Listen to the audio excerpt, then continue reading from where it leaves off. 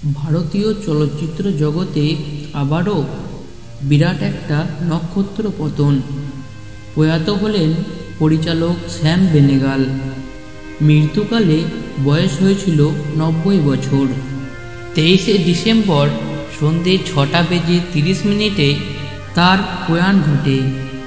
বহুদিন ধরেই বার্ধক্যজনিত অসুস্থতায় ভুগছিলেন পরিচালক।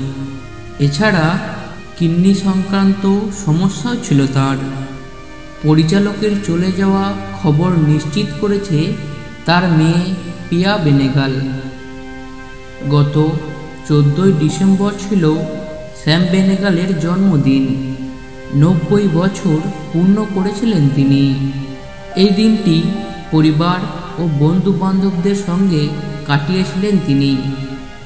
জন্মদিনের এদিনে উপস্থিত ছিলেন পরিচালক নাসিরুদ্দিন শাহ, শাবানা আজমি, রাজিদ কাপুর, অতুল তিওয়ারি, ছিলেন শশী কাপুরের পুত্র কুনাল কাপুরও। শারীরিক অসুস্থতায় জর্জরিত, তবুও কাজের মধ্যেই ছিলেন শ্যাম বেনেগাল।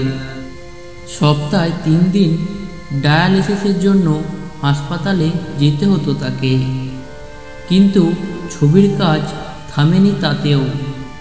ভারতীয় চলচ্চিত্র জগতে একাধিক সম্মানে ভূষিত হয়েছেন তিনি। ১৯৭৬ সালে পদ্মশ্রী, ১৯৯১ সালে পদ্মভূষণ পেয়েছিলেন শ্যাম বেনেগাল। দাদা সাহেব ফালকে পুরস্কারও পান তিনি।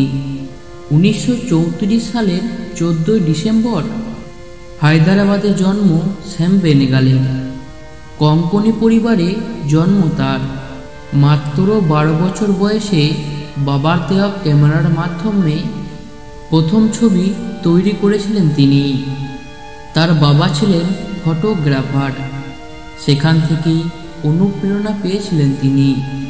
হায়দ্রাবাদের ওসমানিয়া বিশ্ববিদ্যালয় থেকে অর্থনীতিতে স্নাতকোত্তর সম্পূর্ণ করেছিলেন তিনি। হায়দ্রাবাদের ফিল্ম সোসাইটি থেকেই ছবি নির্মাণের সফর শুরু হয়েছিল তার। Manthan, Junoon, Arohan, Netaji Subhashchandra Bose, the forgotten hero, well done Abba, মাম্মুর মতন ছবিও তৈরি করেছিলেন শ্যাম বেনেগাল।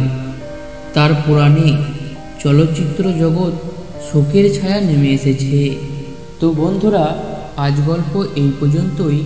যদি এই গল্পটি আপনাদের ভালো লেগে থাকে তাহলে অবশ্যই লাইক করবেন এবং চ্যানেলটিকে সাবস্ক্রাইব করে আমাদের পাশে থাকবেন।